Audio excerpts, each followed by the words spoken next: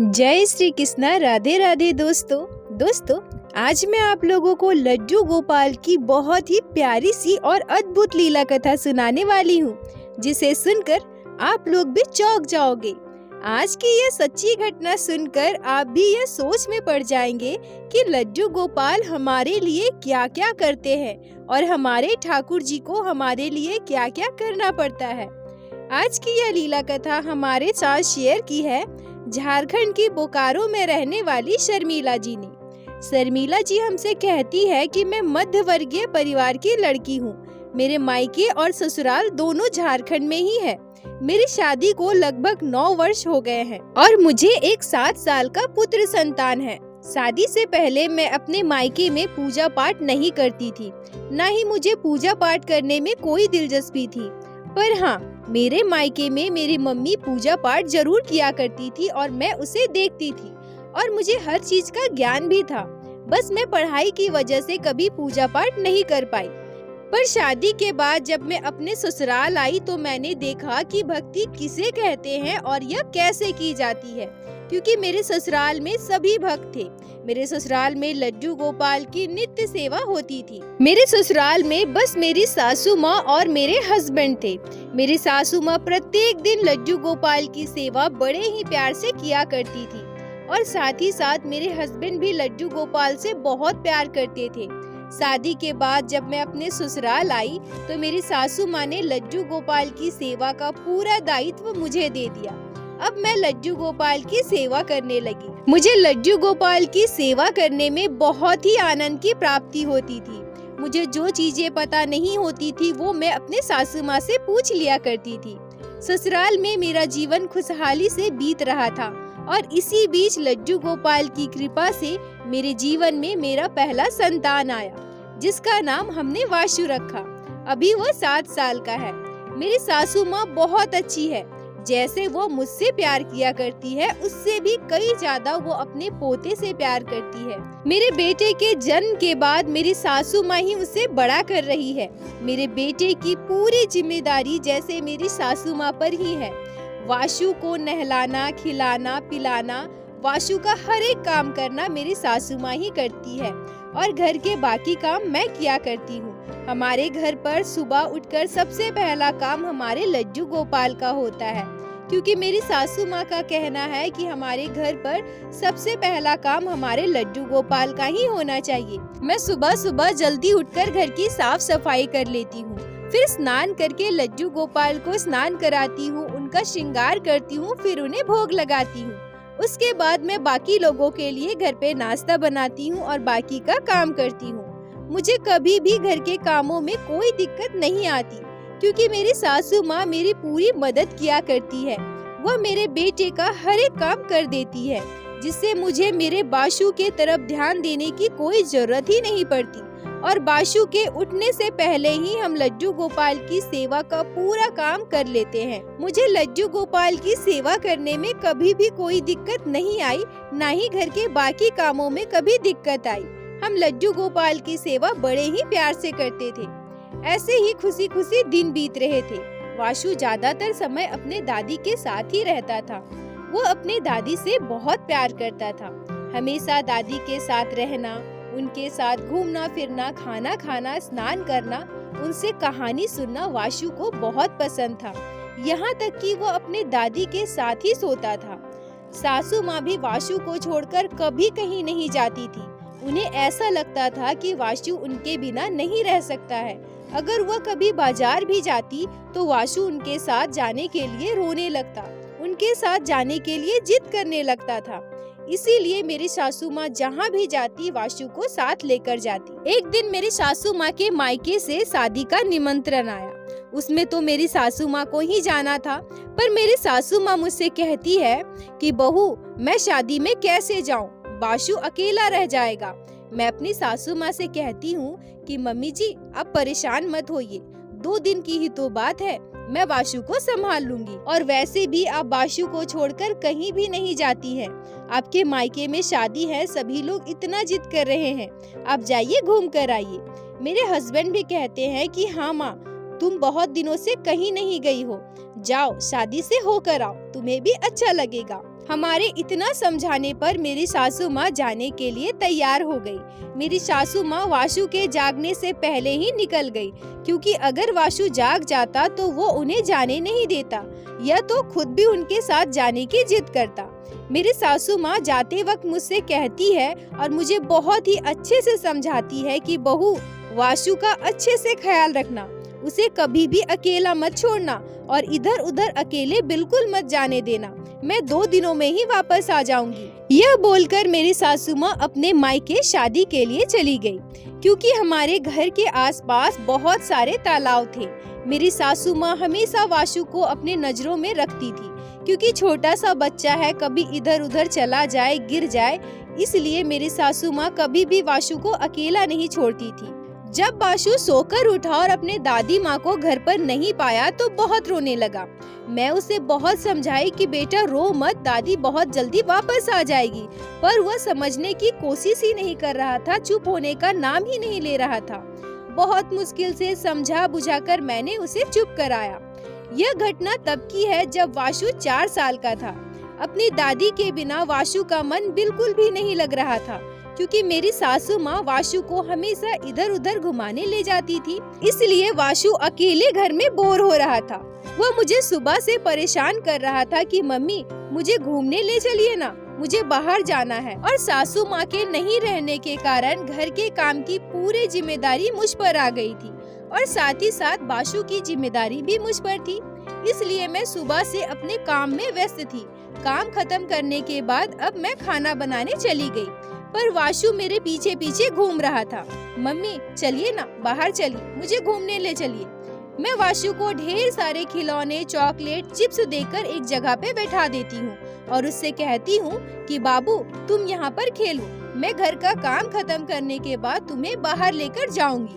पर वाशु बहुत ज्यादा जिद करने लगा, मुझे बाहर खेलने जाना है, मुझे बाहर खेलने जाना है।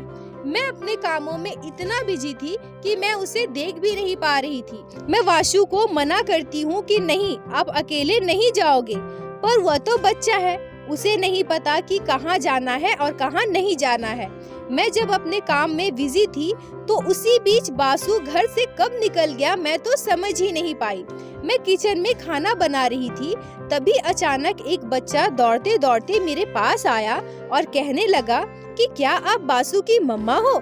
मैं उससे कहती हूँ कि हाँ, मैं वाशु की मम्मी हूँ। आप कौन है? पहले तो मैंने आपको कभी इस गांव में नहीं देखा।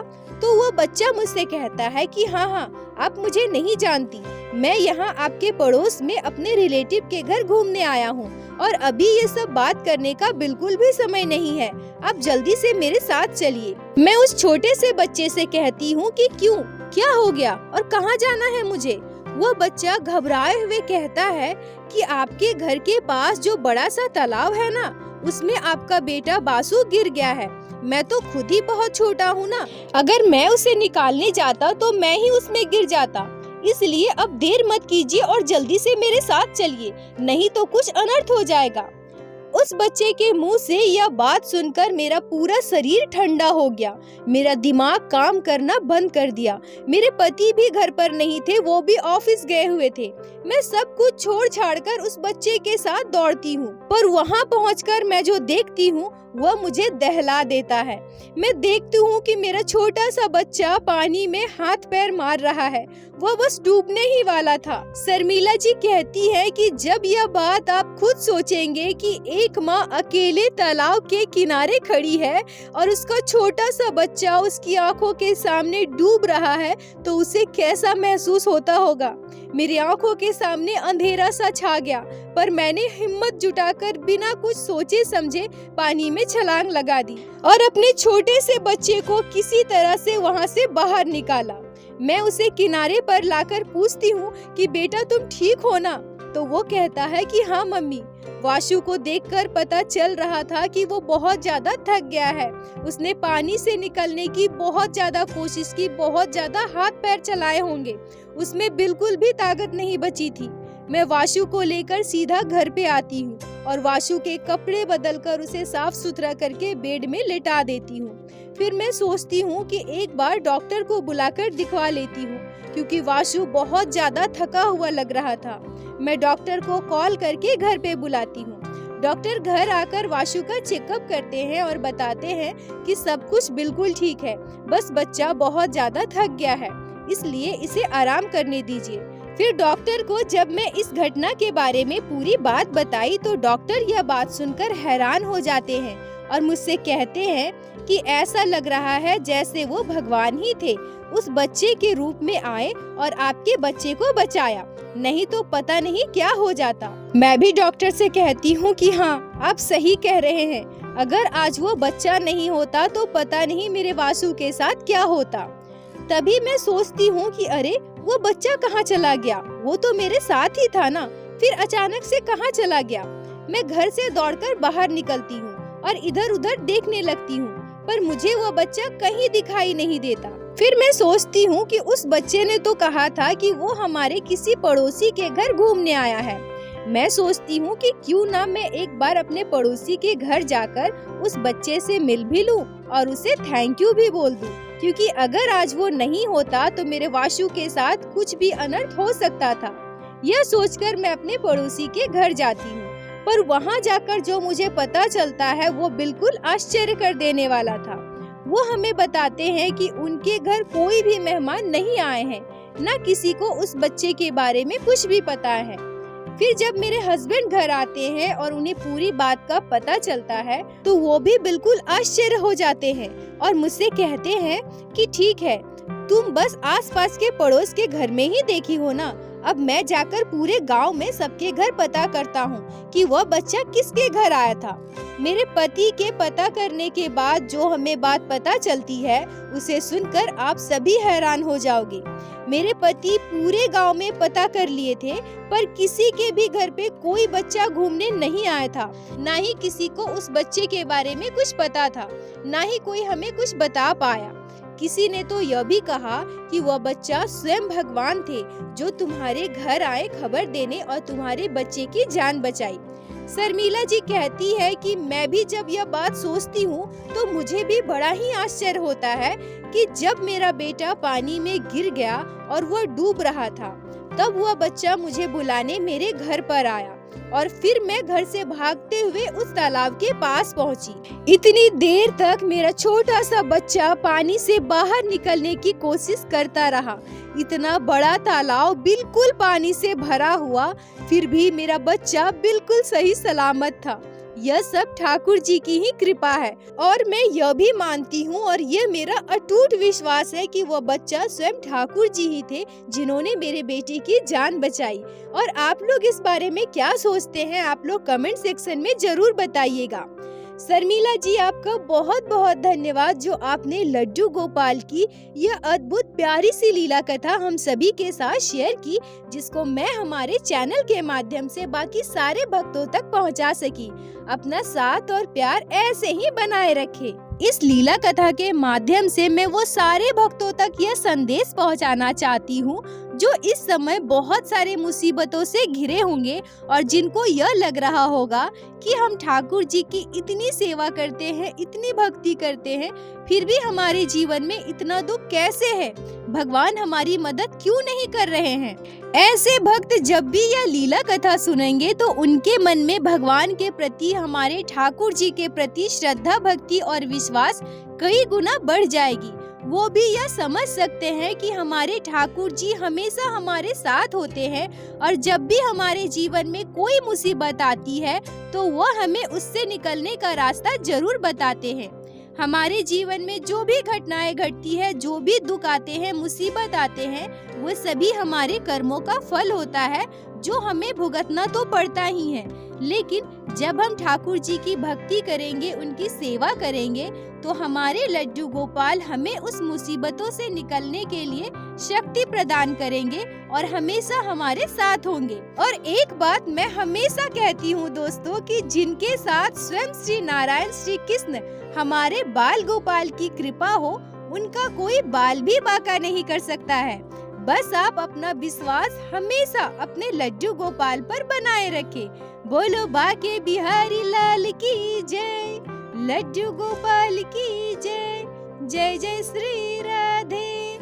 दोस्तों, यदि आप लोगों को आज की यह लीला कथा अच्छी लगी हो, आपके हृदय को स्पर्श की हो, तो कृपया वीडियो को लाइक करके अपने दोस्तों के साथ शेयर अवश्य करें, जिससे बाकी भक्त भी लड्डू गोपाल की इस अद्भुत लीला कथा को श्रवण कर सके। और हमारे चैनल को सब्सक्राइब करें, जिससे प्रतिदिन आप लोग हमारे चैनल पे श्री बांके बिहारी श्री लड्डू गोपाल की लीला कथा सुन सके।